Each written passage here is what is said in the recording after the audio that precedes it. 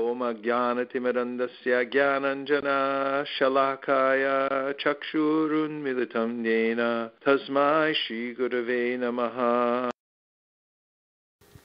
We welcome everyone who's joined us online this morning. Please offer your obeisances to all to the devotees online. Hare Krishna.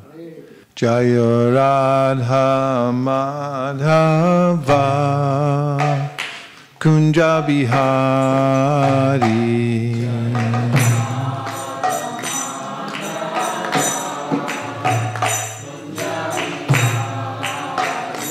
Jaya Radha Madhava Kunja Bihari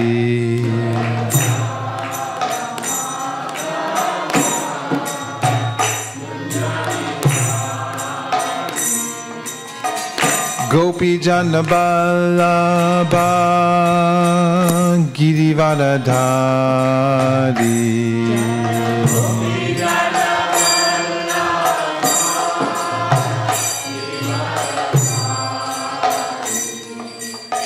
Gopi Jana Vallabha Girivardhari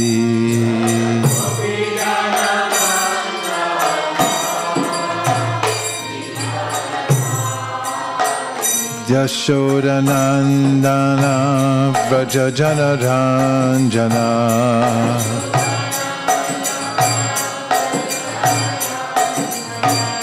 Yashodanandana Vrajajana Ranjana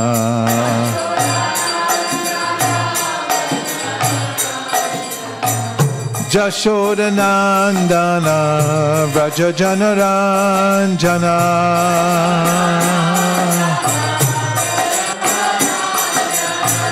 Yashodanandana Vrajajana Ranjana Jamuna Tira Vanachari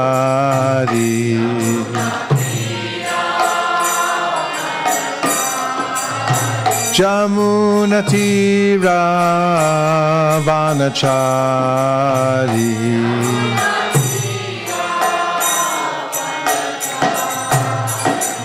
Jaya Radha Madhava Kunja Bihari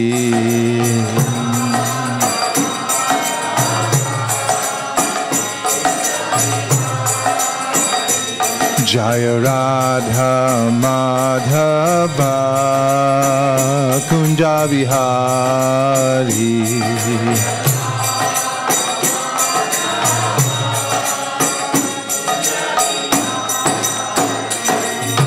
Gopi Jana Vallabha Girivardhari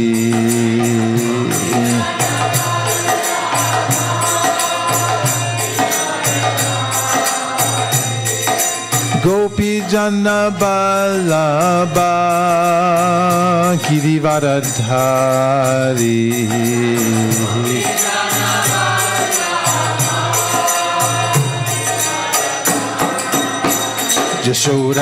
Yashodanandana Vrajajana Ranjana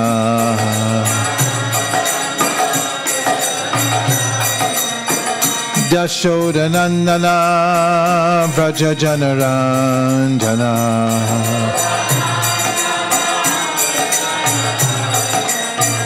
Yashodanandana Vrajajana Ranjana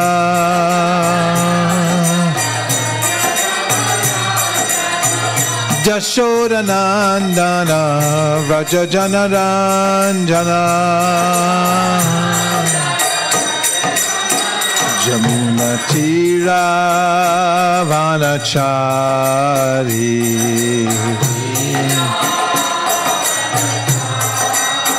Jamuna Tira Vanachari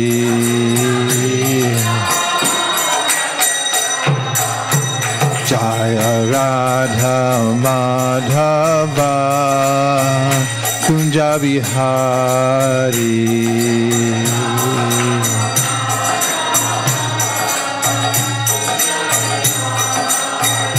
Jaya Radha Madhava Kunja Bihari.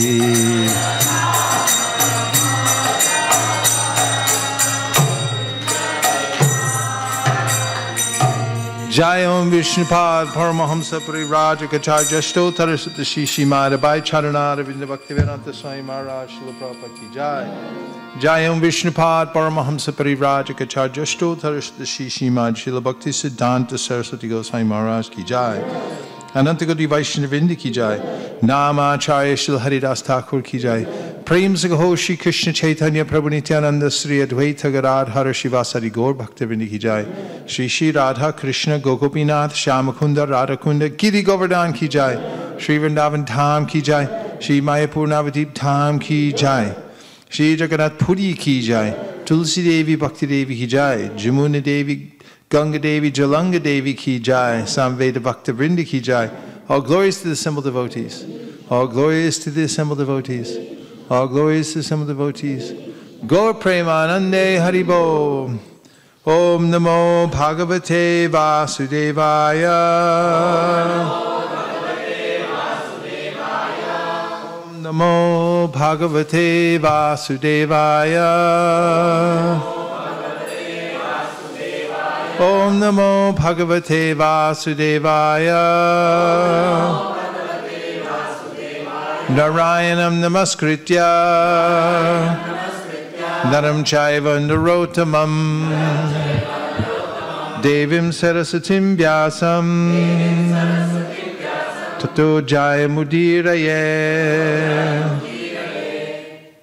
We're reading from the Srimad Bhagavatam, Canto 6, Chapter 11.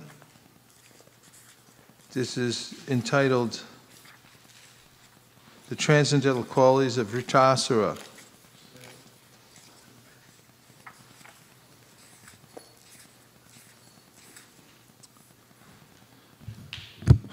Chapter 11, The Transcendental Qualities of Vrtasura. This is a summary of the chapter. This chapter describes Vrtasura's great qualities. When the prominent commanders of the demons fled, not hearing Vrtasura's advice, Vrtasura condemned them all as cowards. Speaking very bravely, he stood alone to face the demigods. When the demigods saw Vrtasura's attitude, they were so afraid that they practically fainted, and Vrtasura began trampling them down. Unable to tolerate this, Indra, the king of the demigods, threw his club at Vrtasura. But Vrtasura was such a great hero that he easily caught the club with his left hand and used it to beat Indra's elephant.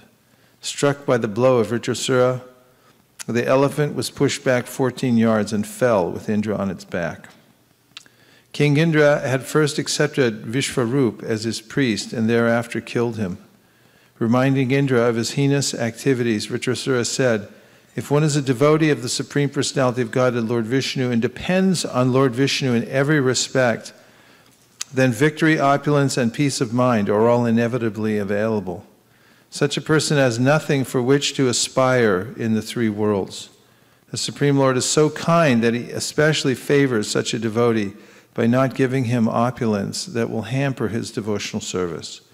Therefore, I wish to give up everything for the service of the Lord. I wish always to chant the glories of the Lord and engage in his service.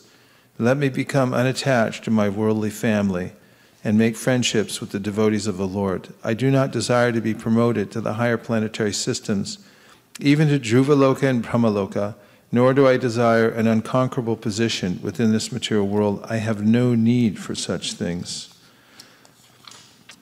Om Jnanatimirandasya Jnananjana Shalakaya Chakshurunmilitam Yena Tasmai Shri Gurave Namaha. Matsamo nasti papatman aparani chakashana parihare pilajame kimbruve purushottama ivatinam yata yuni yunam cha yuvatau yata mano biramate tadvan mano me ramatam tvai bhuma skalita paranam bhumireva valambanam tvai jatha paradanam tvameva sharanam prabho Govinda Balabe Radhe Prate Twamaham Sada Twadiyamiti janatu Govinodhams Tvayasaha Radhe Vrindavanadi She Karuna Vrtavahani Kripaya Nijapadabja Dasyam Mayam Pradiyatam Hantaya Madra Bala Haridasavaryo Yadrama Krishna Charanas Parasha Pramodaha Manam Tanoti Sahago Ganayostayo Yat Paniya Suyavasa Kandana Kanda Mulai. So if you watch that, it's known as speed learning. The verses go by your eyes like that. That's how you get ready for Bhakti Shastra. In 5 minutes. I'll sell my program later that you can buy. Guaranteed, or your money back. So this section, this whole 6 cantos, very instructive in many ways. We come to this chapter, although for some of you may not have been reading the 6th canto, but we're jumping into this chapter because it is a culmination of sorts to a very long pastime that takes place in the Bhagavatam that has a lot of lessons in it.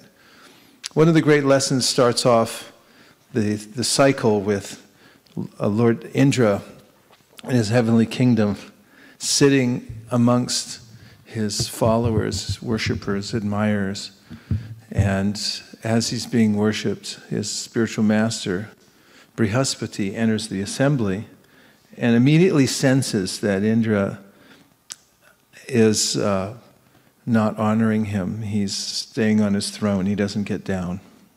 We've heard of this before.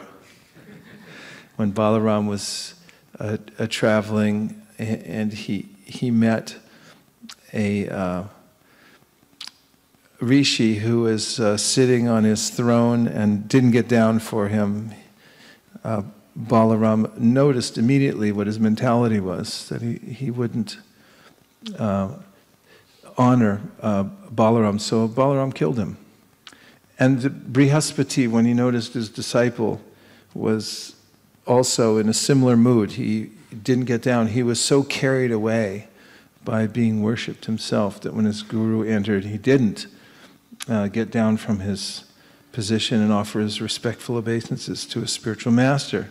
So when Brihaspati came in to the assembly, he noticed this Romaharshan-like mentality, and he just turned around and walked out as basically a chastisement to Indra. And Indra then suddenly came to his senses. You know how that happens sometimes? You're like, hey, I'm cool. And the next thing you're like, oh, I really made an offense. This is how Chaitanya Mahaprabhu, why he describes one should always be humble. Because the mood in the material world is intoxicating. Actually, there's nothing here really to be intoxicated, or there is something to be intoxicated. Intoxication means there's some kind of poison. It's toxic. It gets in one's system. But there's a way in which I get that enjoying mood within my veins, and I think I'm something I'm not. People, Prabhupada said, drink alcohol, and they think, oh, I have gone to the heaven. But actually, they end up in really compromised situation because of that. And they become foolish. They appear foolish. They are foolish. And so there's a way in which when I become enamored of my position in this world or my learning, I think I know something.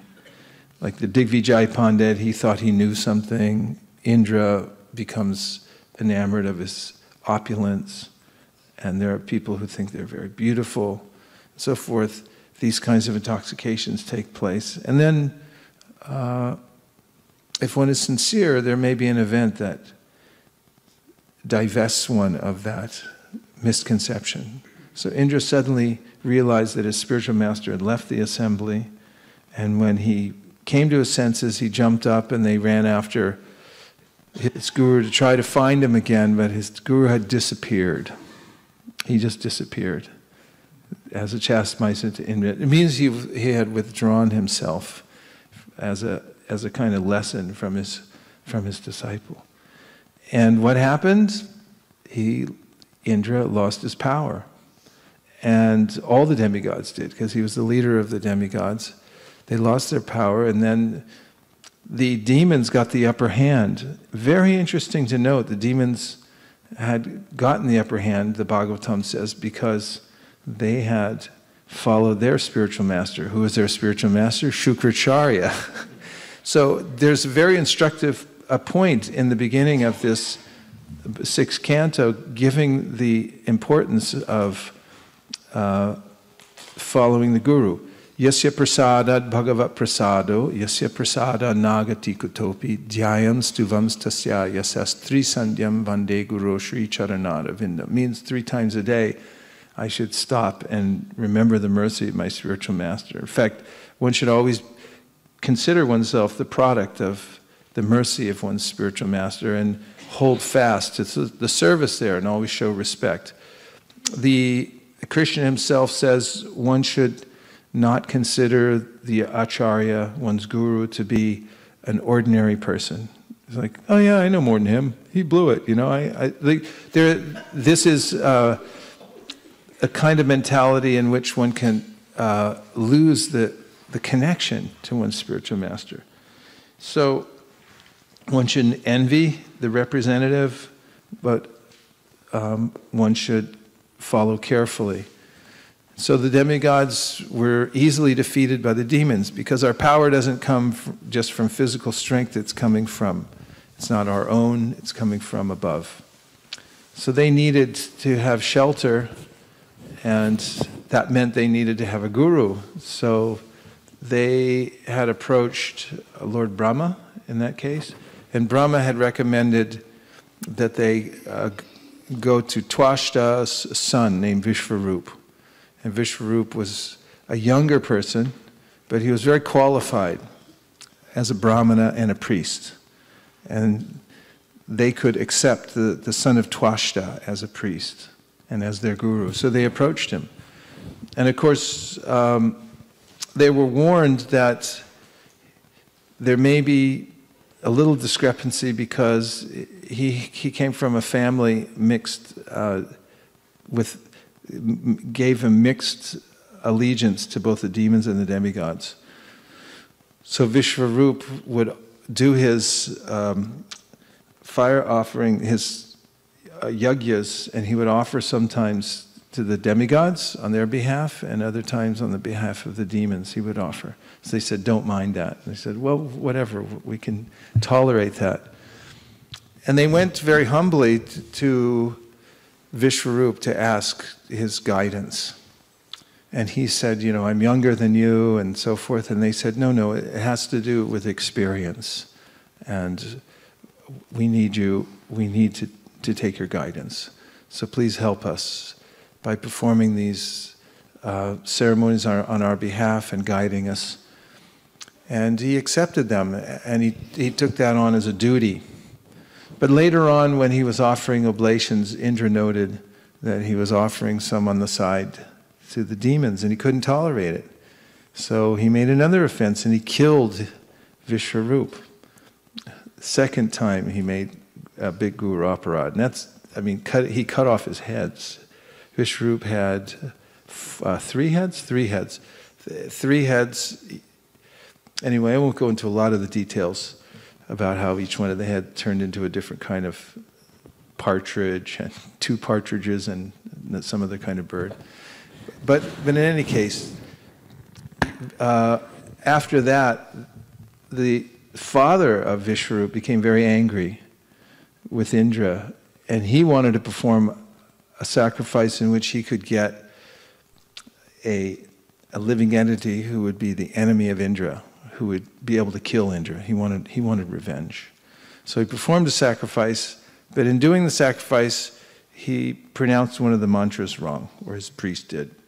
And what happened was, in a reverse syllable, that they got a living entity of whom Indra was the enemy. Instead of him being the enemy of Indra, Indra was his enemy, because the syllables got reversed. So that was Vrtasura. He was born from this special yajna meant to kill Indra, but he appeared from the fire. A very scary figure, huge in countenance, looked like he could swallow the whole universe. He had copper-colored hair, and he was gigantic and very powerful. So everyone was afraid of him. Who was Vrtasura? This is interesting why we're now in a chapter called The Glories of Vrtasura. You'd think, oh, he's a demon. Who wants to hear about him, and how is it that he has glories that are being extolled? Well, it goes back to the story of Chitraketu. And Parikshit Maharaj wanted to know the same thing. How did such a great soul end up in this situation, in the body of a demon? So he tells the story about how Chitraketu Maharaj was a great king, and he had everything except a son, and he couldn't get a son. This happens sometimes. Prabhupada mentions in his purports in this section that sometimes man and woman are sterile, but still somehow or other they get a child. Or sometimes there's a way in which both are ready to conceive, but no child comes. This is the nature of the material world. You think you have it all lined up, but you don't. We never do. There's a higher intelligence and power, and there are unseen ways in which we're being moved in the world. And Narada Muni advises, therefore, don't become overly attached to the situations you're in this material world, because they're a result of momentum from our previous lives.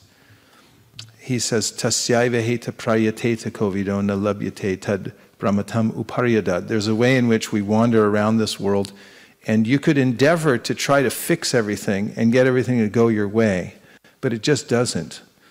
This is also noted in one of my favorite pastimes in the Bhagavatam, in which the demigods and demons were fighting, which they do quite frequently.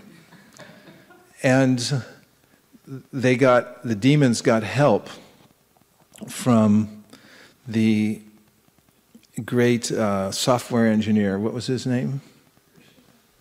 Vishwakarma, yeah. He made some software so that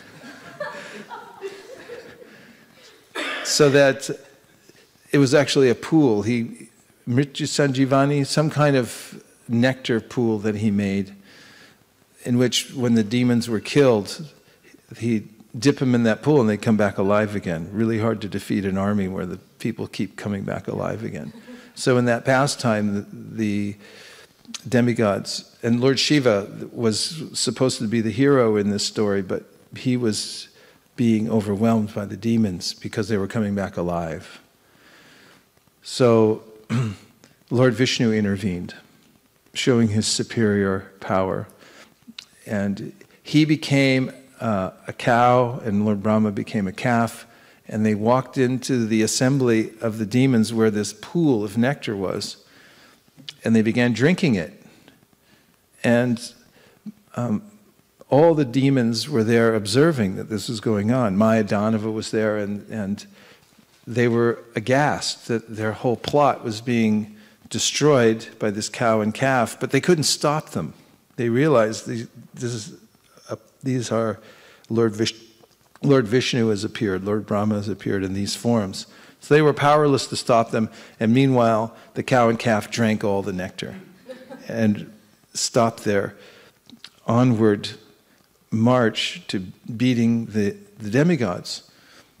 And at that time, Maya Danava uttered the words that what has been arranged by oneself or others, or by both oneself and others, whether one is a demigod, a demon, a human being, or anyone else, can be immediately undone by the powerful force of the Supreme Personality of Godhead. Therefore, one shouldn't put much stake in one's plans in this world. So, the Chitraketu, thank you, was eager to have things go his way, as are most living entities. Every living entity has an idea that I want things to go my way. Yes or yes? Yes. And when things move against us, this is called calamity. When I have a desire, I want the world to be a certain way. I have it worked out that here's my comfort in life. These are my things. These are my people. This is my duration of life. and we get news that's contrary to that, the world moves against us, this is called some calamity, or it's called suffering. If one's malleable and is willing to adjust to whatever situations come one's way, then where's the suffering? And therefore, throughout the Bhagavad Gita, Krishna is recommending that you learn to be tolerant of all these things that will come your way. Who listens? Not many people. It's a simple proposition, just tolerate, because things will come and go, and the world will move against your desires. But be flexible. Don't try to repair everything, but do your best, your level best, to move in this world, but go on chanting Hare Krishna. You can learn to do this. And in the Bhagavad Gita, Krishna says, Tasmat sarveshu kaleshu mamanusmara yudyacha mayarpita mano buddhir mami vaishatsya samshayaha. I don't think I said the last line correctly. Mami vaishatya samshayaha. That without a doubt, if you go on doing the work that you have to do, because we're compelled to work in this world, but at the same time you remember Krishna by continuing in your devotional practice, especially repeating Krishna's names, recommended in this age, then Krishna says, without a doubt, you'll attain perfection. What other choice do you have? Well, the other choice you have is to just go on doing your work without remembering Krishna. That's another choice. But that's ignorance. And even against our will, we'll be forced to do things that we don't want to do. But if you go on doing your work and you're forced to do things that were against your will, but you remember Krishna, you'll have the intelligence and will remember that I'm not the controller, Krishna is the controller. That's an important point. Jiv Krishna das e bishwas korletor o dukho nai. If you just remember this fact that Krishna is in control and I'm his servant, I'm doing these things for him, then you won't be overwhelmed when the world moves against your desire. So, Chitraketu, and I was going to make the point, how I said it, you can easily learn to do this, because I recently heard a lecture in which Prabhupada compared this verse, Tasmat Sarveshu Kaleshu, that is, doing your work and at the same time chanting Hare Krishna. Someone would say, how do I go on doing that? He said, just see in India, these women learn how to carry a pot on their head full of water, and at the same time they do all kinds of other duties. It just, how do you learn to balance a pot on your head? Well, you just practice. If every day you take a pot and put it on your head and you walk around and it just, at first you take a few steps, next day you take a few more, and then you start pretty soon, your friends will come over and it's like, what's that pot on your head? I don't even notice. It's always there. That's a fact. You can learn to accommodate many different kinds of things in your life. And so this should be the underlying pot on your head, or the overlying pot on your head, which is that you continue to chant Hare Krishna amidst your various different kinds of work. So Chitraketu Maharaj was in this situation where he had a lesson to learn. He had a desire. He thought, I have everything else, but I don't have this one thing. This is also another lesson, and that is that unless we learn to be grateful for what we have, someone mentioned it when we were talking about realizations, you did. Be grateful for what you have, because if you're not, eventually it will be taken away from you in a way that you'll have to be grateful, because you don't know what you got till it's gone. So why don't you learn to be grateful for it now? And if you don't have that appreciating capacity, then even if you have everything else, you won't be happy. Because there'll be that hole in your life that I have to have this to be happy. That's the imperfection of material life, that I have to have this one thing to be happy. But it's not true, because even when you get it, it won't be satisfactory. You'll want something else, and it won't be what you thought it was in the first place. So Maharaj Chitraketu wanted a son. It seemed logical. He's a king. He has to have a son. So he then was offered a benediction by a sage, Angira, who observed the king and said, I see you have everything, but you're not happy. I can tell by your face. What is it? And he said, I need a son. So Angira, through his mystic potency, arranged for the king to get a son. He did a yajna. His head queen, Kritadyuti, was able to get pregnant. She had a son. Things changed in the family. He had lots of queens, but this queen became his favorite because she had the son, and he started neglecting the others. Don't do that. Careful. Don't neglect people because they're very sensitive. This is one thing I was realizing in reading many of Prabhupada's letters and the way he deals with his disciples. He shows so much affection all the time. This is something everybody needs. They need affection. Everybody needs some affection, some consideration. You don't have to be a genius. You don't have to be a great manager to work with people, with a family, or with a service group that you're working with in the temple. But you do have to be kind. You do have to see that people have their own natural genius. They have their own impetus. If you're just kind to them and try to give them some appreciation, some love, that's what everybody wants. So Chitraketu really blew it. He gave all the attention to one wife, and he focused all of his desires on this one child. And he thought, this is the fulfillment of my desires. Even though the sage warned him that you're going to get a son that's going to be the cause of both happiness and lamentation. He thought, that's the way the world is. That's the way a lot of people think. Take the good with the bad, that's the way it is. No problem, I can handle it. You can't handle it. Nobody can handle it. That's one of the great lessons of the material world. You can't handle it, so give up. Just give up. You can't do this. And it's not worth it. So what happened was something very diabolical and sad. And that was, they otherwise became so envious due to being neglected and the fact that they had such low self-esteem because of the whole situation, which was out of balance, that there was not a healthy condition in the palace, that they became so envious that they wanted to kill the child. And they actually did it. They carried it out.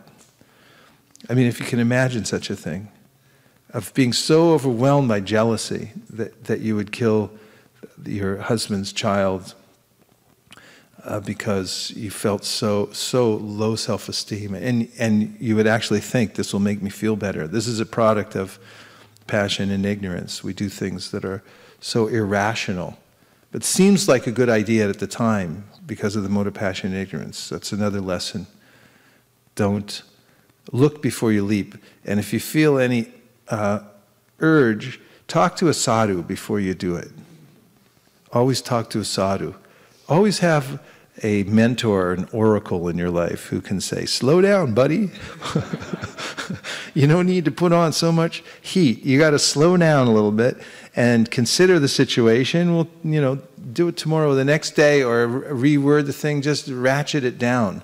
The mode of passion makes us ratchet things up in such a way that it's too loud. It actually injures others when we speak, just the nature of our voice, because there's some motivation in it.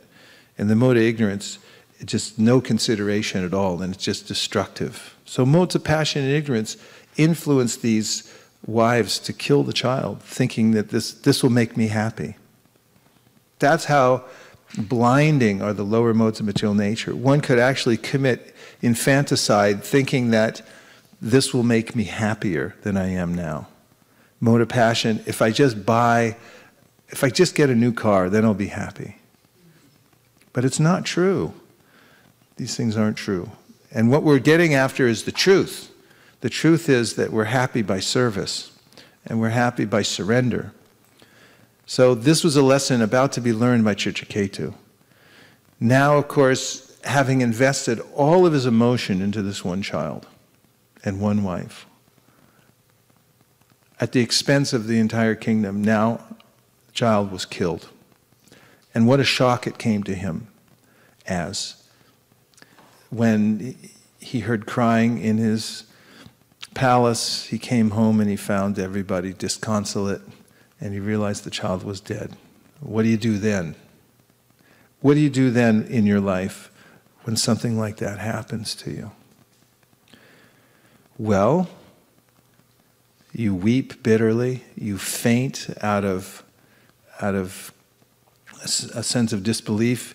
There's a mechanism in your brain that causes you to faint because the situation is so incongruous with what you thought was going to happen and what was your actual desire in life that your brain just has to switch off. So that's what happened to Chitraketu Maharaj. He just fainted, and then he'd come back to his senses and he realized what was happening was real, and he would faint again. And there's kind of a living nightmare that one can be in this world, a living nightmare. And then the sage came back. Angira and Narada came back to instruct the king in his complete grief. There was an opening for him to learn something. When he was completely helpless, now he was somewhat open. And Angira, out of mercy, induced the child to come back in his body and speak spiritual wisdom to the king, which included a dialogue in which they asked the child, "Why did you leave?" And your parents are here. They're they're lamenting. They lost you. And the little jiva who's back in the body says, "I really don't recognize them. I'm sorry. I've had so many parents." And that is a little bit shocking. We see when children who remember their past lives, there are documented cases from the University of Virginia where there's a couple of scientists there who study children specifically who start to remember their past lives very vividly when they're very young. And oftentimes the parents of these children, they'll comment, because the child will come up and they'll say, yeah, I like my other mother better. I was like, what other mother? Yeah, my other mother. And the present mother becomes a little bit affected. It's like, you don't love me? Well, no, I love you too, but I'm attached to this other mother because we're passing through from one life to the next. There's so many different mothers. So that living entity instilled in Chitraketu and his wife this perspective. They gave him this perspective that they could see, this lamentation was misplaced because I was lamenting for something which is not worthy of grief. This material body and the living entity is just passing through and so forth. So powerful was his experience and his association with Narada and Angira that he became completely sober and ready to take up spiritual life completely. And at that time, Angira gave him a mantra to chant. And by chanting his mantra very seriously, with complete attention, he was able to have a direct contact, darshan, with Lord Sankarshan. Within 7 days, 7 days, he took no water, he just chanted. So if you want to try that, we'll leave the temple open for you. You can come here and just chant and not stop. So Chitraketu, after his practice, going through what he went through in his life and performing his practice, became a perfect person. And then it's described how he was traveling through the air on an airplane as a perfected soul. And he had Gandharvas with him, and he was flying over an area where Lord Shiva and his wife were congregating with some others, and Parvati was sitting on the lap of Lord Shiva. And Chitraketu looked down from his airplane, and he thought, here's this great soul, Lord Shiva, and right in the assembly of all these others, he's keeping Parvati on his lap. And he thought, this is an extraordinary sight. And he just laughed out loud. Be careful. Shankar Pandit, one of my godbrothers, used to say, his mom used to say, laughing catches, be careful. Meaning that if you laugh at somebody else, they'll laugh at you soon afterwards. Be careful who you laugh at. Consider what your situation is.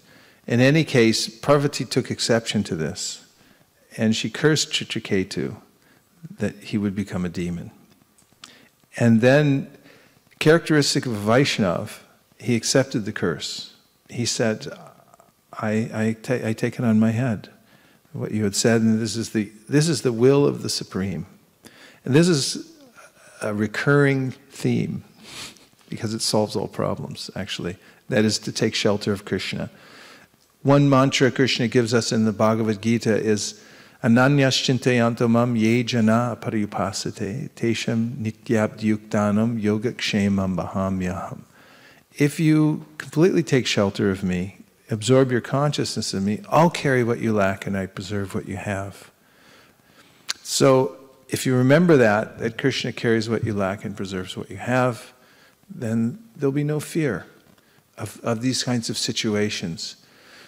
Chitraketu then appeared as the great demon Vrtasura.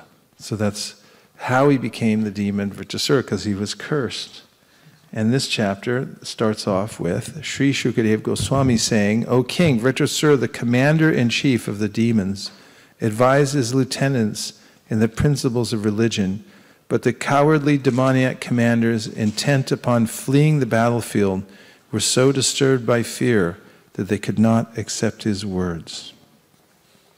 Is everyone okay? Okay. So now he's gone into battle. His duty is to go and fight with Indra, try to kill Indra. And King Parikshit says, the demigods, taking advantage of a favorable opportunity presented by time, attacked the army of demons from the rear and began driving away the demoniac soldiers, scattering them here and there as if their army had no leader. Seeing the pitiable condition of his soldiers, Vrtasura, the best of the Asuras, who was called Indrashatru, the enemy of Indra, was very much aggrieved. Unable to tolerate such reverses, he stopped and forcefully rebuked the demigods, speaking the following words in an angry mood. So the demigods were overpowering the demons were turning around and running away, and the demigods were shooting them from behind, basically. So Vrtasura became indignant upon seeing this, a breach of etiquette on the battlefield. O demigods, these demoniac soldiers have taken birth uselessly. Indeed, they have come from the bodies of their mothers exactly like stool. What is the benefit of killing such enemies from behind while they are running in fear? One who considers himself a hero should not kill an enemy who is afraid of losing his life. Such killing is never glorious, nor can it promote one to the heavenly planets. Purport, Vrtasura rebuked both the demigods and the demoniac soldiers because the demons were running in fear of their lives and the demigods were killing them from behind. The actions of both were abominable. When a fight takes place, the opposing parties must be prepared to fight like heroes. A hero never runs from the field of battle. He always fights face to face, determined to gain victory or lay down his life in the fight. That is heroic. Killing an enemy from behind is also inglorious. When an enemy turns his back and runs in fear of his life, he should not be killed. This is the etiquette of military science. Vrtasura insulted the demoniac soldiers by comparing them to the stool of their mothers. Both stool and a cowardly son come from the abdomen of the mother, and Vrtasura said that there is no difference between them. A similar comparison was given by Tulsidas, who commented that a son and urine both come from the same channel. In other words, semen and urine both come from the genitals, but semen produces a child, whereas urine produces nothing. Therefore, if a child is neither a hero nor a devotee, he is not a son, but urine. Similarly, Chanakya Pandit also says, Korta putrena jatena yo na vidvan na dharmikaha. Kanena chakshusha kim va, chakshusha pidhaiva kevalam. What is the use of a son who is neither glorious nor devoted to the Lord? Such a son is like a blind eye, which simply gives pain but cannot help one see. O insignificant demigods, Vrtasura is speaking still, if you truly have faith in your heroism, if you have patience in the cores of your hearts, and if you are not ambitious for sense gratification, please stand before me for a moment. Purport, rebuking the demigods, Vrtasura challenged, O demigods, if you are actually heroes, stand before me now and try to show your prowess. If you do not wish to fight, if you are afraid of losing your lives, I shall not kill you, for unlike you, I'm not so evil-minded as to kill persons who are neither heroic nor willing to fight.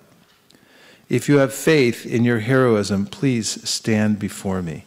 So here's emerging this great character, Vrtasura, who appears to be a demon, is coming to fight the demigods, but now he's showing his virtue and showing how to perform one's duty in the battle, and he's chastising both sides, the demigods and the demons.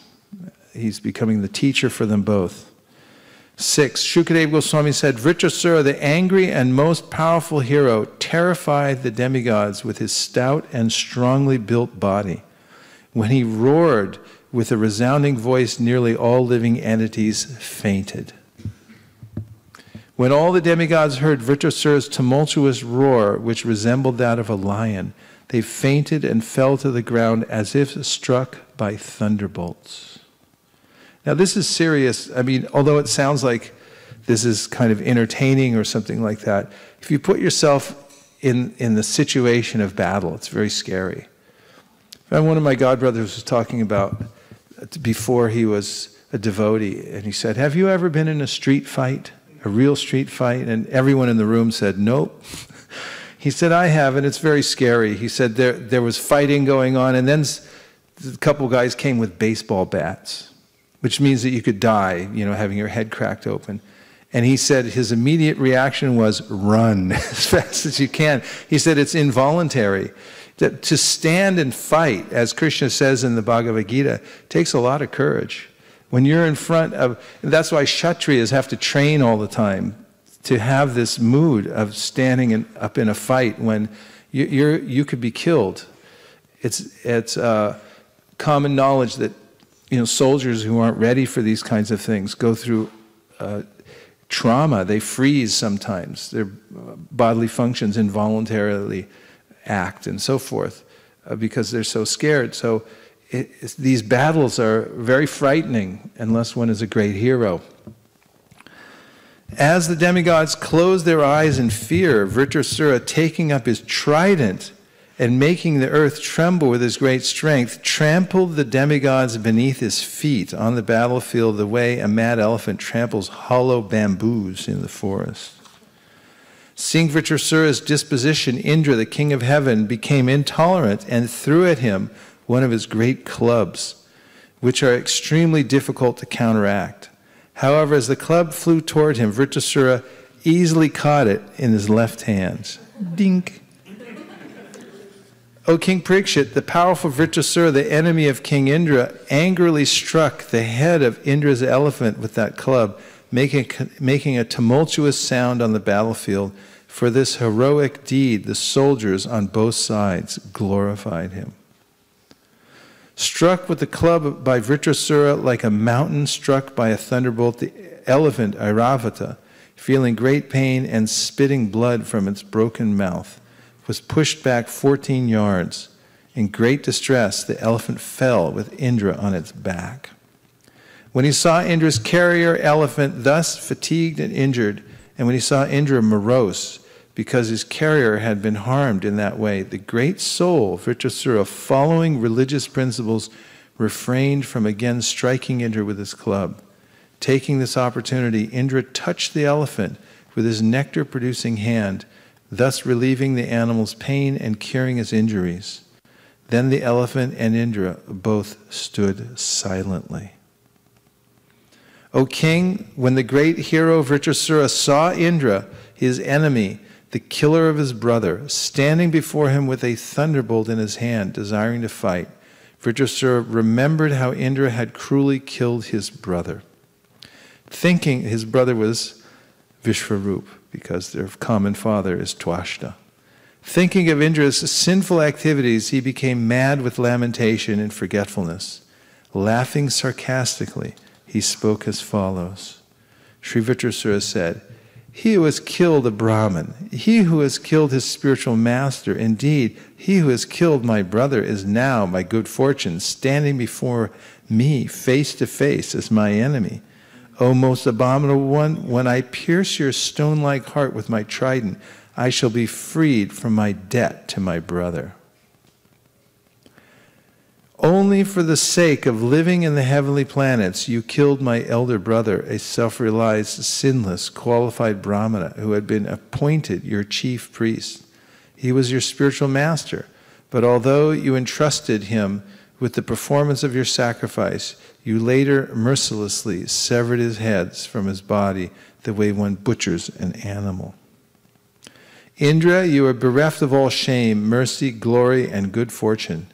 Deprived of these good qualities by the reactions of your fruitive activities, you are to be condemned even by the man-eaters, Rakshasas. Now I shall pierce your body with my trident, and after you die with great pain, even fire will not touch you.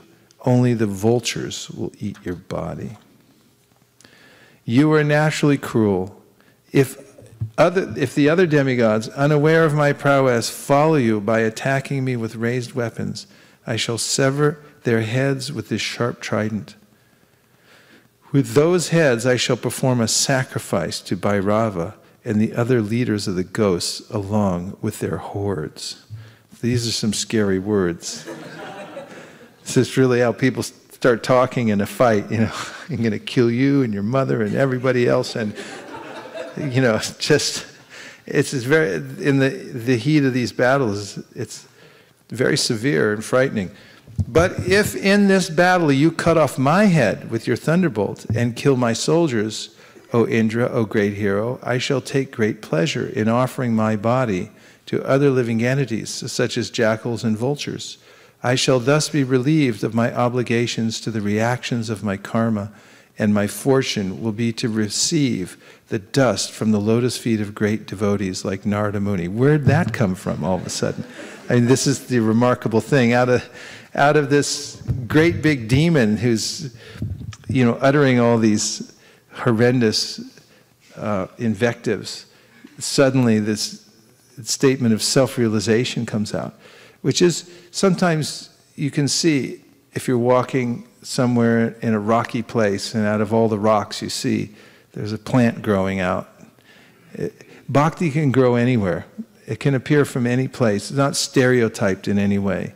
Bhakti grows from bhakti. And wherever Bhakti Devi appears, then these qualities, these great qualities come out. Doesn't matter what the person's background is. And we've seen, because of Prabhupada's campaign, in which he took literally, and it is to be taken literally, the statements of Shukadev Goswami that doesn't matter what background one is from, if one comes in contact with the process of devotional service and follows it, that person becomes transformed.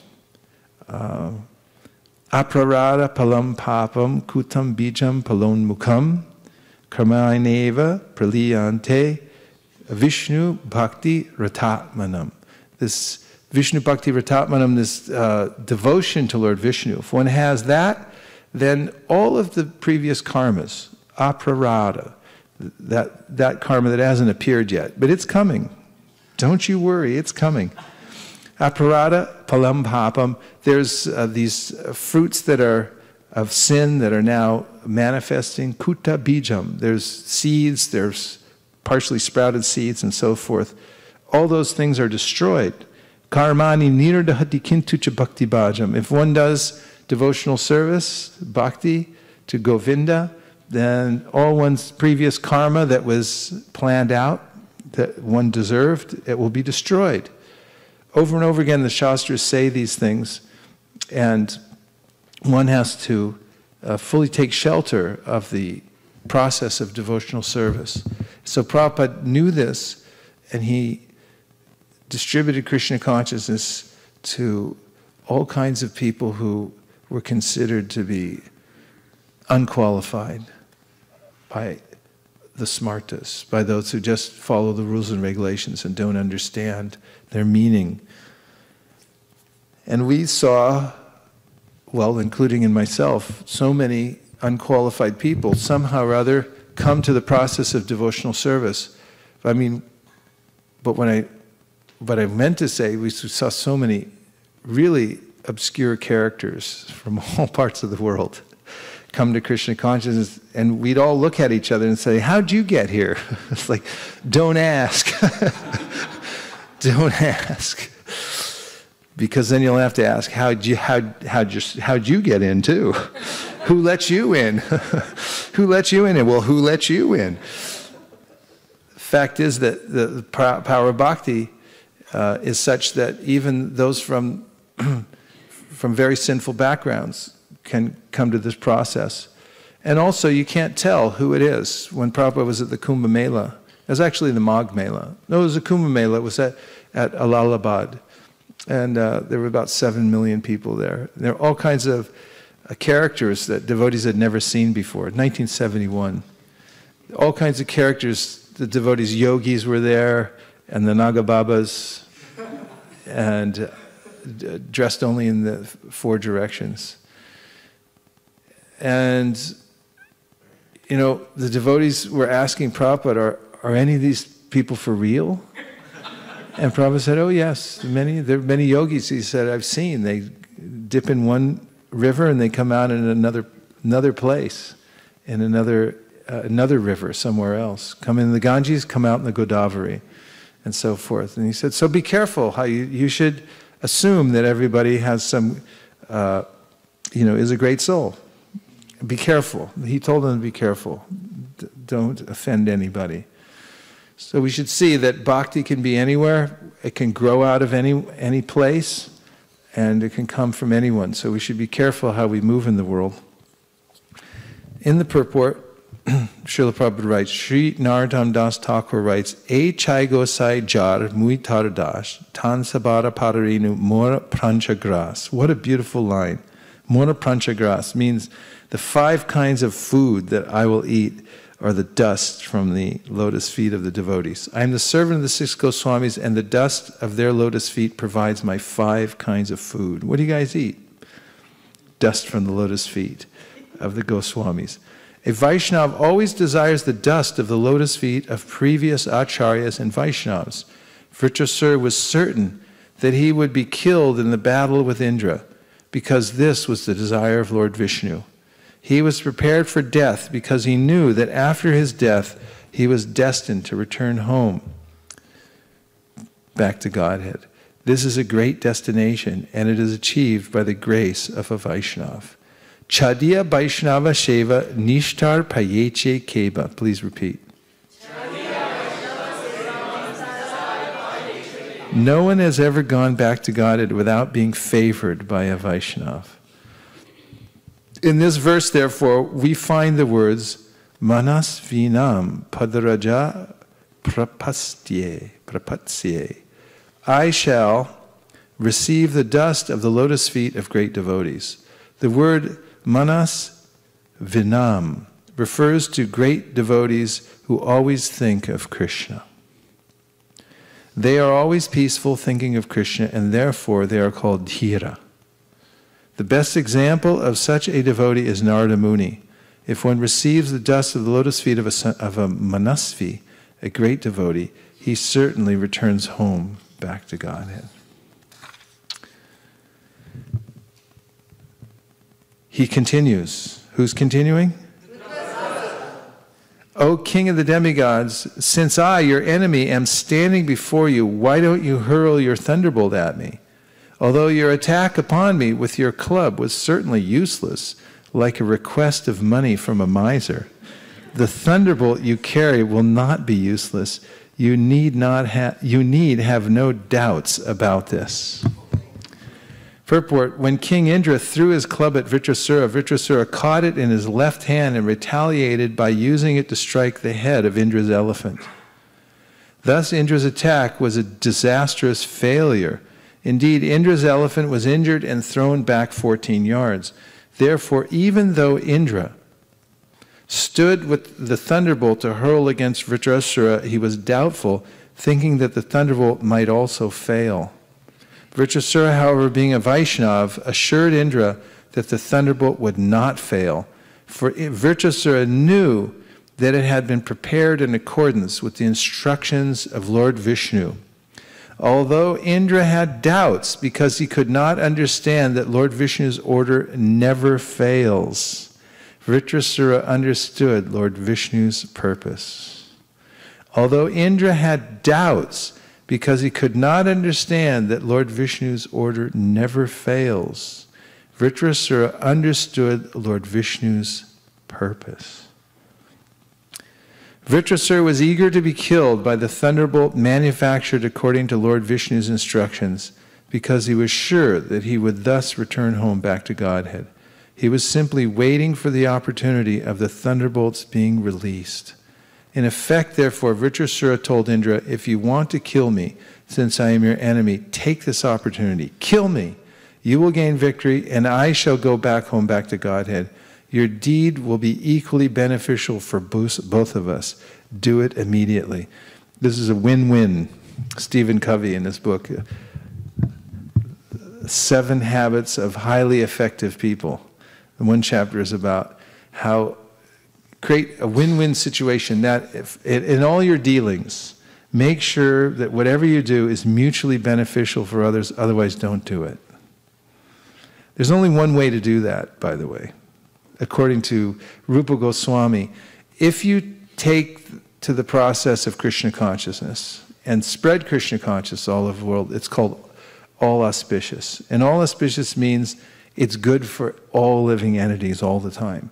If you try to do other kinds of work that are separated from the idea of devotional service, then it may be good for one person but not for somebody else. There'll be some discrepancy.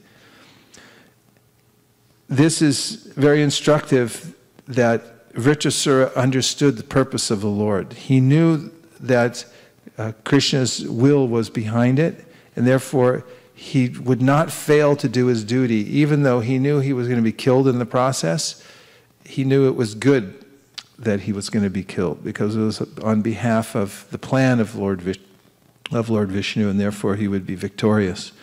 So this is something to keep in mind as we tolerate the onslaught of material nature, is that if you stick to Shastra, Guru, and Sadhu, as you go through the various reverses in your life, and what could be a bigger reverse than suddenly being cursed and taking birth as a demon? I mean, you'll have to give up your present house and your present car and whatever bank balance and everything else that you have right now, and relocate somewhere else in a different kind of situation. And that's disconcerting, because I'm attached to what I have now. I think this is my stuff, but it's not my stuff. And once one connects oneself to the instruction of Lord Vishnu, be very clear what it is in your life and take it up, and then hold tight to that, then whatever situation comes up, go on doing your duty in Krishna consciousness, and you will be victorious. If you deviate from that, no matter how many arrangements you make in the material world that look temporarily beneficial for you, will in the end lead to your demise. Whereas if you take shelter of Krishna's instruction, even if it looks like it's temporarily, even if it looks like immediately it's inconvenient, in the end you will win everything. Ye me matam idam nityam anutishchanti manava. Krishna says in the 3rd chapter of the Bhagavad Gita, just follow my instruction, everything will be fine. Just follow my instruction, everything will be fine. On the other hand, he says in the 9th chapter, Moga sha moga karmano moga jnana vichetasa rakshasim asurim chaiva prakritim mohinim shritaha.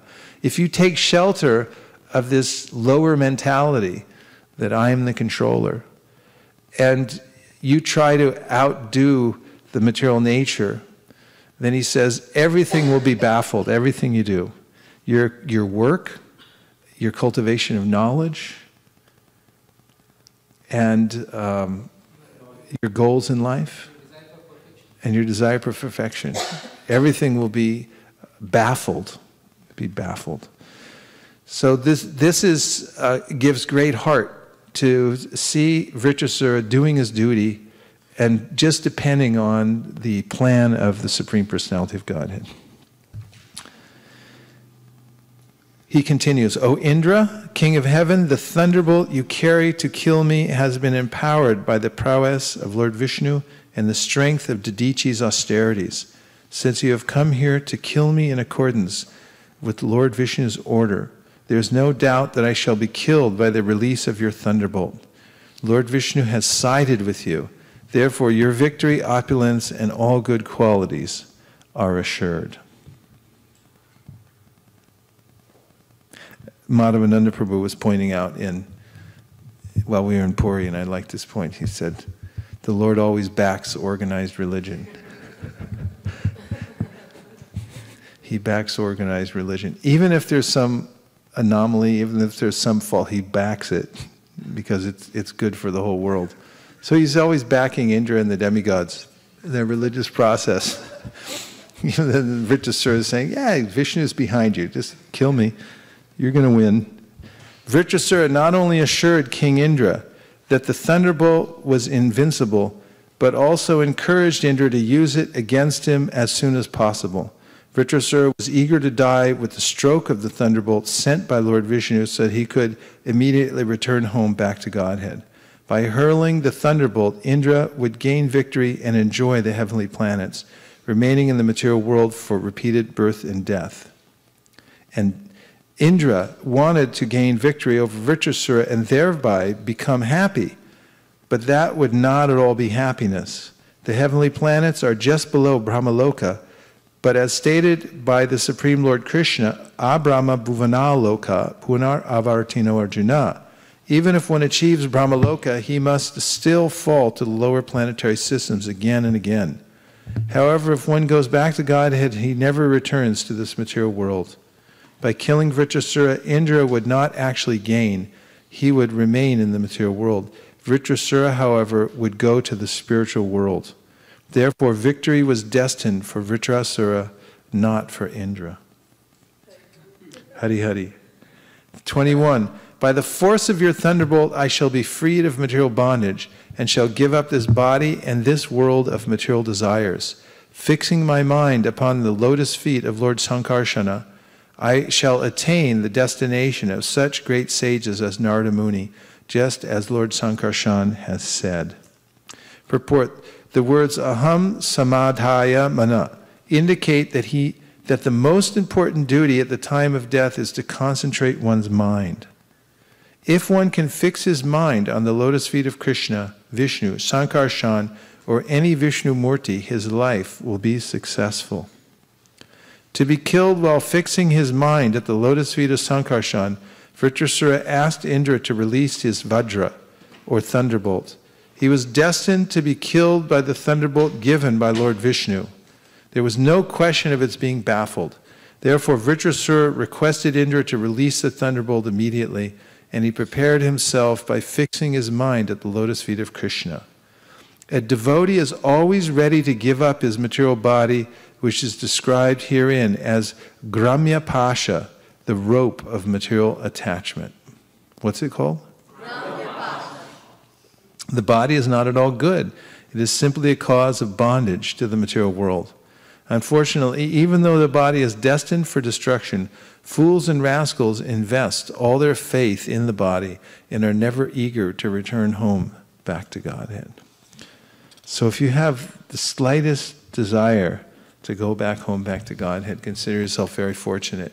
Because generally the norm in this material world, remarkably, is that everyone wants to stay here and try to ride out the storm or find calmer weather somewhere else. And the Bhagavatam is convincing us that that's not to be. And it doesn't mean you have to live like an ascetic, but if you perform the prescribed austerity given by the Supreme Personality of Godhead and you have full faith in Him and you cultivate this remembrance of Krishna throughout your lifetime, then Krishna says, Ananyas chintayanto mam ye jana pariyupasate tesham nityabdiyuktanam yogakshemam bahamyaham. I'll carry what you lack and I preserve what you have. I'll help in all ways. You have to take shelter of Krishna's instructions in that way. Persons who fully surrender at the lotus feet of the Supreme Personality of Godhead and always think of His lotus feet are accepted and recognized by the Lord as His own personal assistants or servants. The Lord never bestows upon such servants the brilliant opulences of the upper, lower, and middle planetary systems of this material world. When one possesses material opulence in any of these three divisions of the universe, his possessions naturally increase his enmity, anxiety, mental agitation, pride, and belligerence. So here's what you get when you get more material wealth. Are you ready? Close your eyes and listen. These naturally increase enmity, anxiety, mental agitation, pride, and belligerence. I'll say it one more time. By increasing your material opulence, you get enmity, anxiety, mental agitation, pride, and belligerence. Look up belligerence. Thus one goes through much endeavor to increase and maintain his possessions, and he suffers great unhappiness when he loses them. So then you get it, there's anxiety, and then you lose it, and then you feel bad about it. So Prabhupada had seen a lot when he started the Krishna consciousness movement, even within the established institution of his spiritual master, Srila Bhaktisiddhanta Saraswati Thakur. The Gaudiya Math was a glorious institution, still is. There's a way in which all over India, the great teachings of Chaitanya Mahaprabhu were being propagated by these exalted personalities under the care of Srila Bhaktisiddhanta Saraswati Thakur.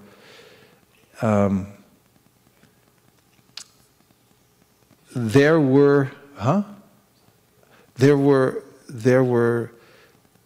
frictions. There were different kinds of frictions within the organization. That's natural.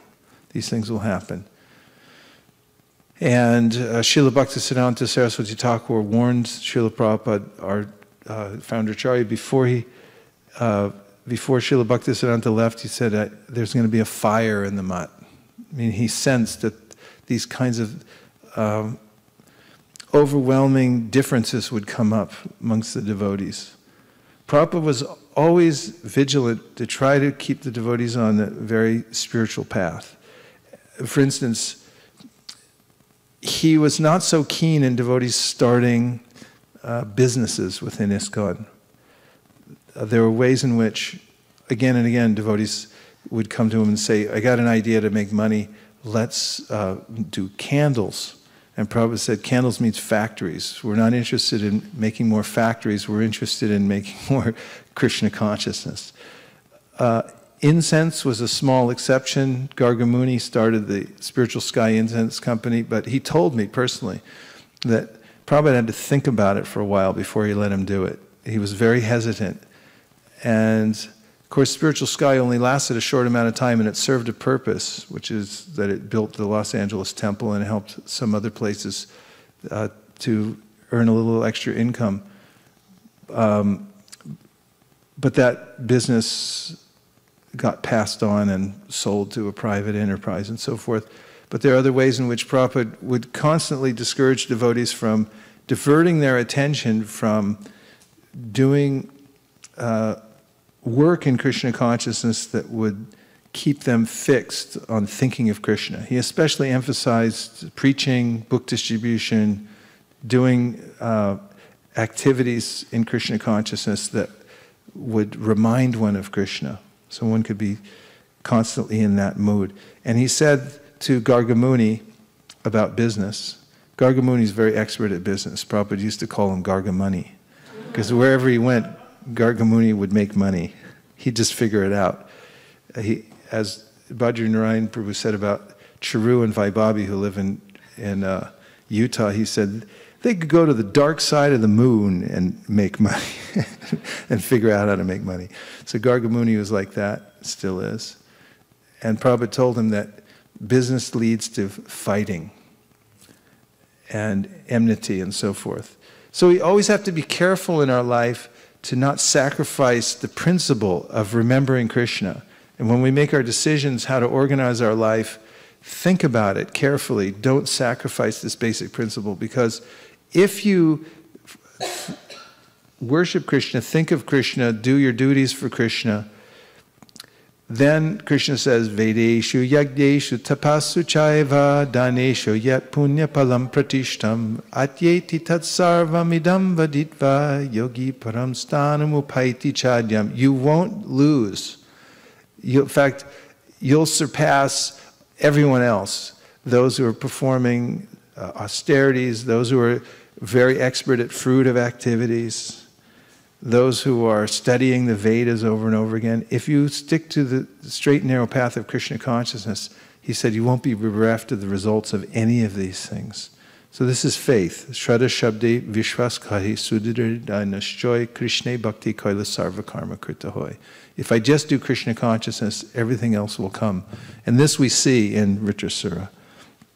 And the purport Prabhupada says, in Bhagavad Gita 4.11, the Lord says, Yeyatamam prapadyante tams tataiva bhajamyaham mama vartmanu vartante manusha parta sarvashaha. As devotees surrender unto me, I reward them accordingly. Everyone follows my path in all respects, O son of Pritha. Both Indra and Vrtasura were certainly devotees of the Lord, although Indra took instructions from Vishnu to kill Vrtasura.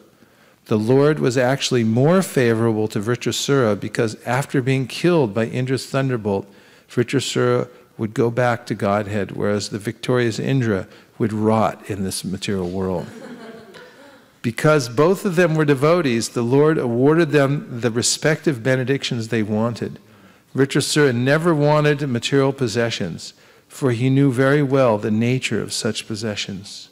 To accumulate material possessions, one must labor very hard, and when one gets them, he creates many enemies because this material world is always full of rivalry. If one becomes rich, his friends or relatives are envious. For ekanta bhaktas, unalloyed devotees, Krishna therefore never provides material possessions. A devotee sometimes needs some material possessions for preaching, but the possessions of a preacher are not like those of a karmi. The karmi's possessions are achieved as a result of karma, but those of a devotee are arranged by the Supreme Personality of Godhead just to facilitate his devotional activities. Because a devotee never uses material possessions for any purpose other than the service of the Lord, the possessions of a devotee are not to be compared to those of a karmi. O our Lord, the Supreme Personality of Godhead, forbids his devotees to endeavor uselessly for religion, economic development, and sense gratification.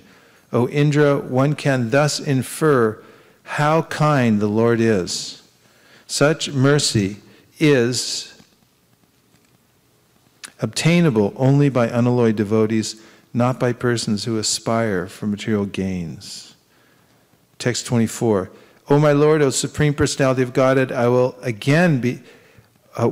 I again be able to be a servant of your eternal servants who find shelter only at your lotus feet.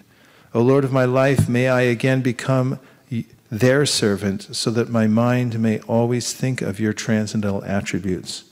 My words always glorify those attributes, and my body always engage in the loving service of your Lordship.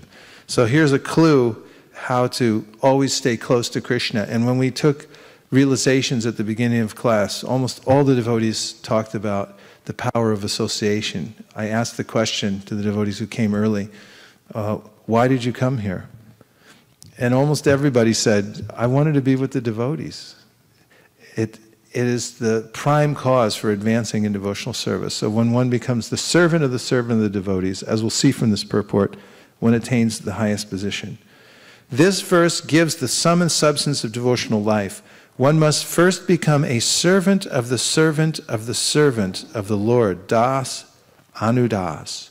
Sri Chaitanya Mahaprabhu advised, and he also showed by his own example, that a living entity should always desire to be a servant of the servant of the servant of Krishna, the maintainer of the gopis. Gopi Bhartu Pada Kamalayor Das Das Anudasaha.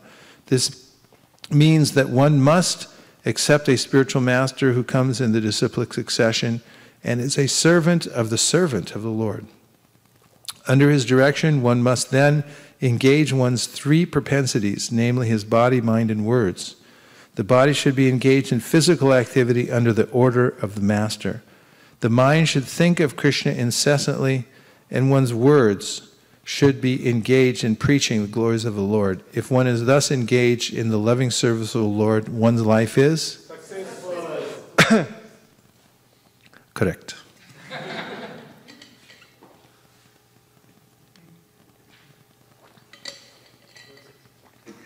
Everyone still okay?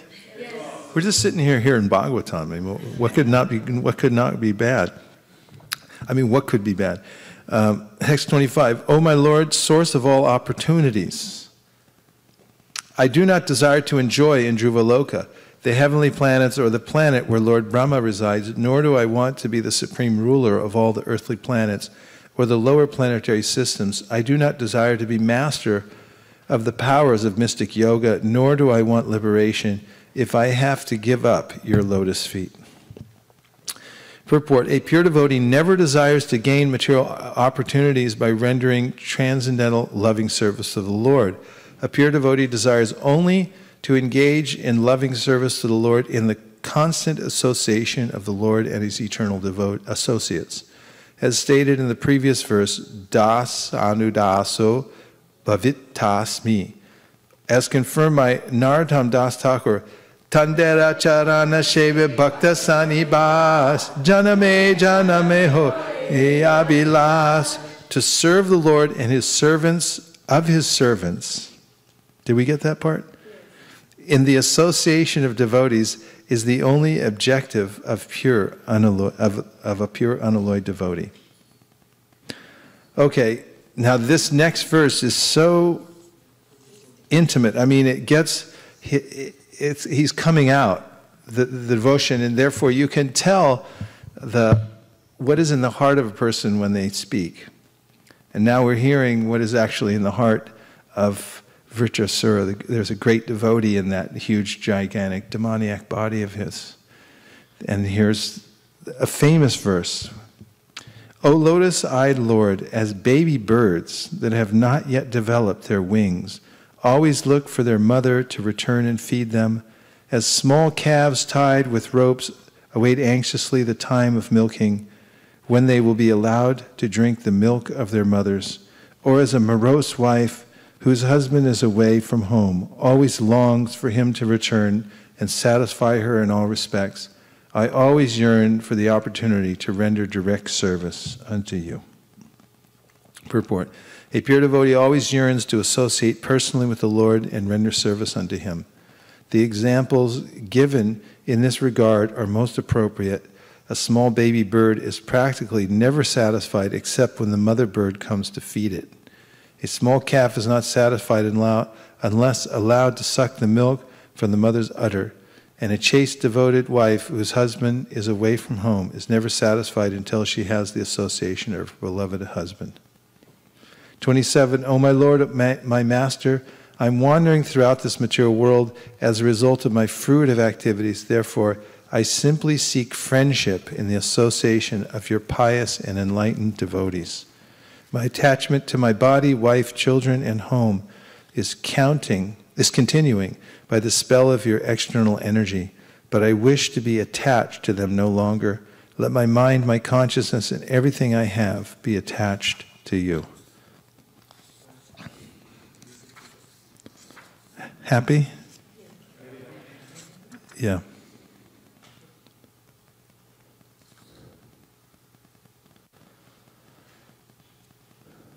Victory is always with the Supreme Personality of Godhead as the subordinate living entities. You can just look up here.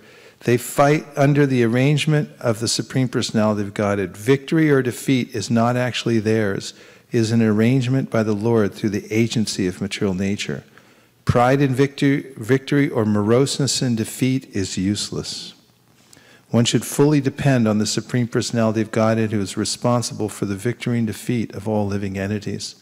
The Lord advises, Niyatam kuru karma tvam karma jayo hyakarmana. Perform your prescribed duty, for action is better than inaction.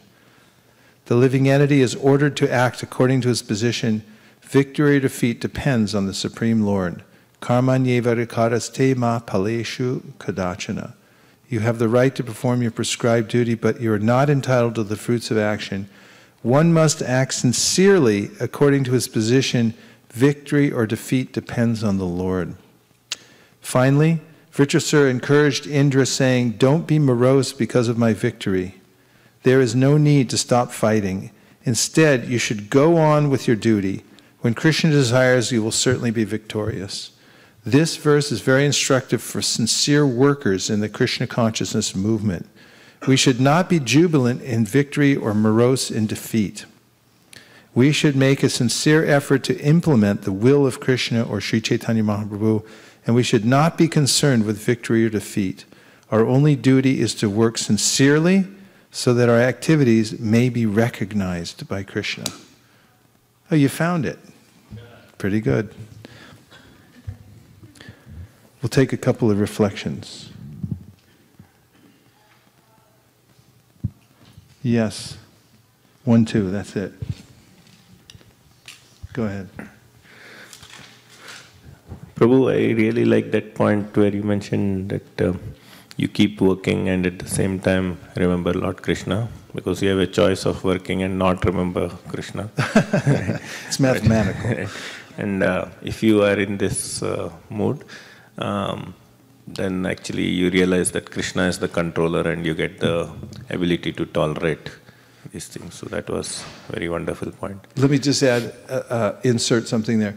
That what Prabhupada recommends in order to do that, when he comments on this verse in the 8th chapter of the Gita, Tasmat Sarveshu Kalishu, is that one should chant Hare Krishna constantly. This is the solution to all problems. We have to practice chanting all the time because it's vitally important to chant in times of danger and especially at the time of death. And unless one practices throughout one's life chanting, even when you don't perceive danger, then you won't be prepared at the time of death. Next point. I had one question though. Hare Krishna, Krishna Krishna. Sorry. I had one question though, where you said that the demons also got their power by actually following their guru Shukracharya. So that was a bit intriguing for me, because currently we see there are so many false gurus around, and they are being innocent people are captivated by them. So such innocent people, will they also get the power by actually following their false guru? Well, they get some false power, but it depends. I mean, there's a story in the Mahabharata about, what's the trumpet player's name? Your godbrother? Ekalavya. Thank you. Oh, Lokanath Maharaj's disciple. Okay, so then Ekalavya was a personality, I think, mentioned in the Mahabharata. Was he not? He was worshipping the statue of Dronacharya, and he got some power from that. But Dronacharya came back and said, oh, you're cheating, and he wanted Arjuna to be the best. And there's a lot of commentary around that verse about the kind of power that Ekalavya got by bypassing the system that didn't last, didn't persist. But there is a way in which in this 6th canto, it's described how dependent the success of the demigods and the demons are in following the authority. So if you act whimsically, then you don't get anything. If you act according to the authority, now Shukracharya is also Vedic authority, but he's become disqualified, especially in the pastime of Vamanadev, by telling Bali Maharaj not to surrender completely. But Krishna says, one should not act independently or whimsically. So even we see in this material world, those who follow the prescribed authority, there's traction in that. One can develop that kind of traction. So it's not the kind of advice that we're given to follow a false guru like Shukracharya, but nonetheless, it's clearly mentioned here that the demons, because they adhered, they've followed to their authority at the time, they got some power over the demigods temporarily. So there's a principle involved. Yes? What to speak of the demons? Even in the organized crime, you still have that things to follow to get some protection. Or still got to follow the mob boss, right? Yeah. Yes, Harivansha Prabhu. Hare Krishna, Maharaj. Thank you for a wonderful class. I was just reflecting on the point. I heard elsewhere that the same story of Vrtasura is also mentioned in Rig Veda, but there the hero is Indra, and that Indra destroys Vrtasura and he is glorified. I was just thinking how Bhagavatam is bringing that Vrtasura, despite of having a demonic externals, is such a bhav, and he's giving this exalted principle of devotional service, and this also kind of instructs that whom are we being surrounded by, especially in association. I mean, and people are very special. So just when I think Prabhupada also spoke that be careful, you do not know who they are. So just brings out that point. Yes. Kanka? I like that point about the not knowing where things come from and realizing that everything's coming from Krishna. I was listening to a class this morning. Srila Prabhupada said, who knew that I would come to America? Who knew that I would meet my spiritual master? Who knew? And he made that point, how this is all Krishna's arrangement, that he had to leave his family and take sannyas.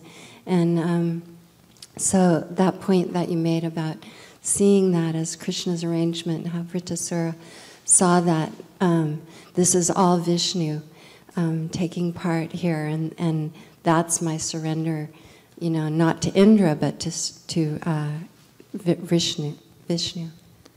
Yeah, thank you, nice. Just adhering to one's duty in Krishna consciousness, despite the fact that there are unknowns ahead, as Kanka is mentioning that Prabhupada went on performing his duty in Krishna consciousness and recommends that, even though he faced obstacles and so forth. And one who does that then can search for the meaning in what is happening. There's a way in which obstacles or difficulties are not meant to obstruct, but they're meant to instruct. Should have made that the mantra for today. The obstacles, the difficulties are not obstructions, but they're instructions. We should see it like that. For one who's following Krishna's instructions, one can take every difficulty, every obstacle as a way to learn, to become stronger. And we should do that. We should practice in that, seeing how can I look for the good in every situation? What is the essential good behind the situation? That's one of the optimist creed, one of the tenets. Another is that one should see the valuable lesson in every setback or difficulty. Can you do that? Another is always look for the solution to every problem. Henry Ford,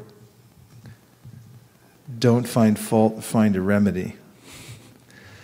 But this kind of optimism, when devoid of a connection to one's duty to Krishna, can simply be wishful thinking.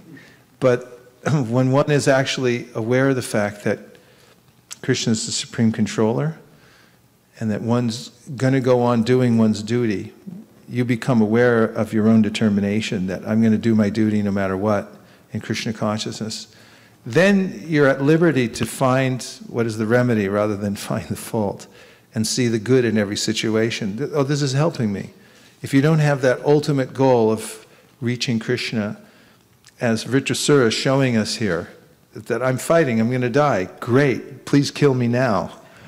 That mood can only come from seeing the ultimate goal and having that determination in one's heart. Somebody had their hand up. Yes.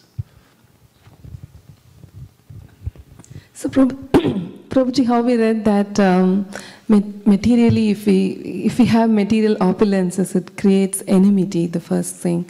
And then Prabhupada later on said that that's why he doesn't give like material possessions to his dear devotees.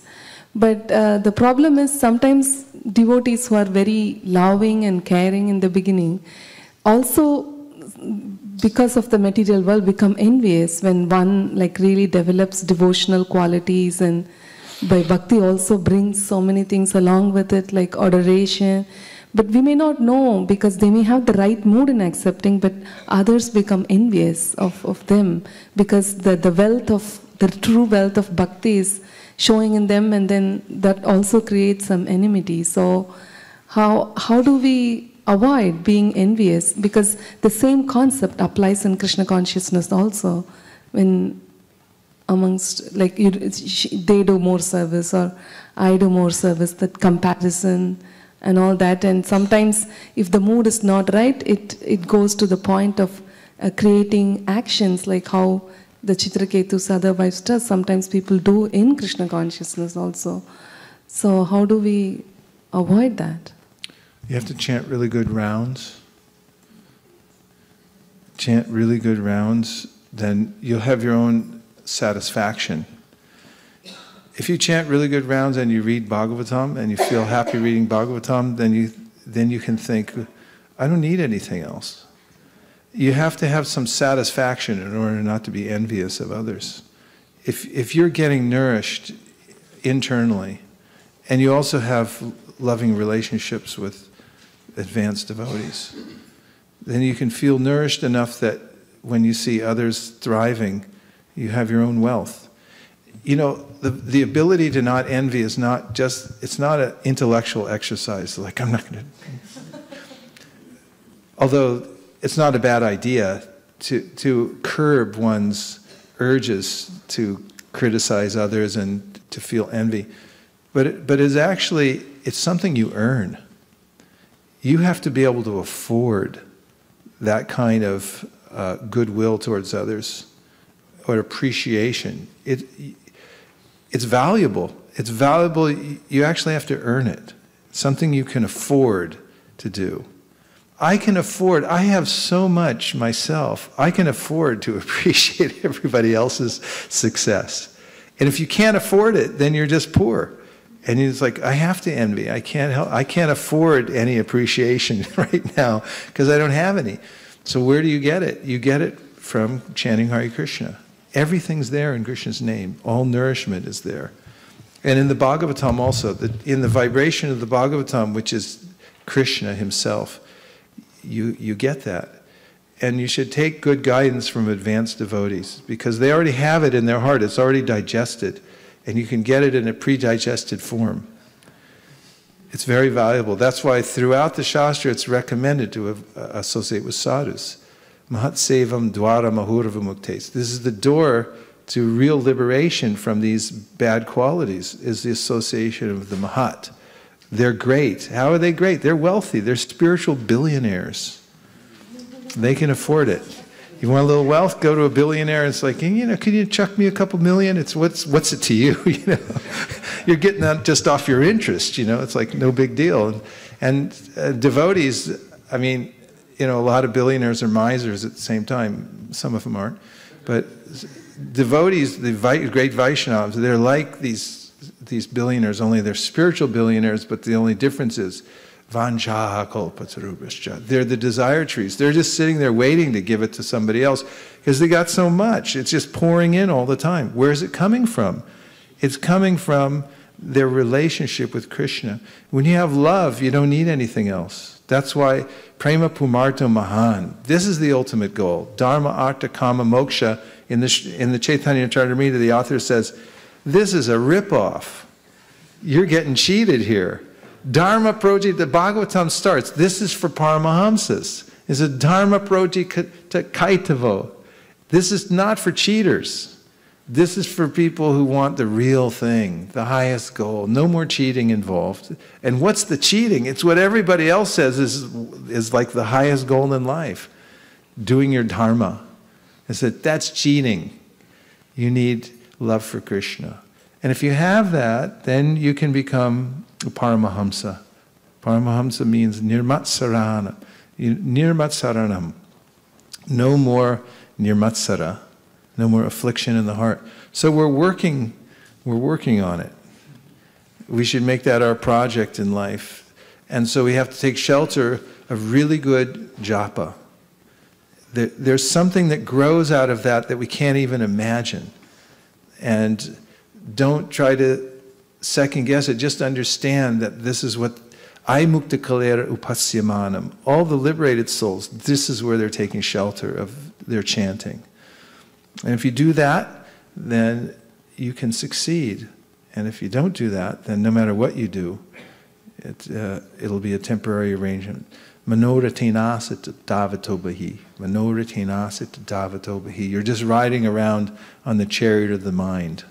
A little flag up says, I'm a good person. Next day, it'll all fall apart because it's all temporary. So, yasyasti bhaktir bhagavati akinchana sarvar gunas tatra samasate suraha. This verse means that when you chant Hare Krishna, when you do bhakti sincerely, stick to this simple path, do it the simple path strictly, then you'll get all these good qualities. And what does it mean? Suraha means that the demigods will want to come live in your house. They want to associate with you because your qualities become so exalted. That's what the acharyas say that this verse means. That for those who are performing devotional service, they become, the demigods want to live with them because of their good qualities. So you have to afford it. It doesn't come cheaply. It's not just something to say, I won't be envious today. But you have to chant Hare Krishna today, seriously, and really take shelter of that and Srimad Bhagavatam and spreading the Sankirtan movement all over the world. Prabhupada emphasizes this over and over again, that this is part of our bhajan. In the 1971 the Kumbh Mela, all the devotees were there, and there were so many different groups there setting up tents, and they all were in their tents doing their different chants and pujas and everything like that. And Prabhupada said, our real sacrifice and worship is preaching. He said, we've come here to preach. He said, this is the highest kind of worship, to do this. And he set the example how to do that all over the world. So if we just stick to, like one godbrother I was talking to the other day, I liked what he said. He said, Prabhupada put all the ducks in a row. All you have to do is just take it. Prabhupada told Jamuna that I've given everything that's necessary. If you just follow it carefully, then the result will naturally be there. So just go on. That's the natural result of associating with Krishna and his devotees. Vrtasura Prabhu ki jai. Srimad Bhagavatam ki jai. Priya Kishori ki jai. Krishna. Nachari Armarman, Nachari Armarman, Nachari Armarman, Nachari Armarman, hey, Nachari Armarman, Nachari Armarman, Nachari Armarman, Nachari Armarman.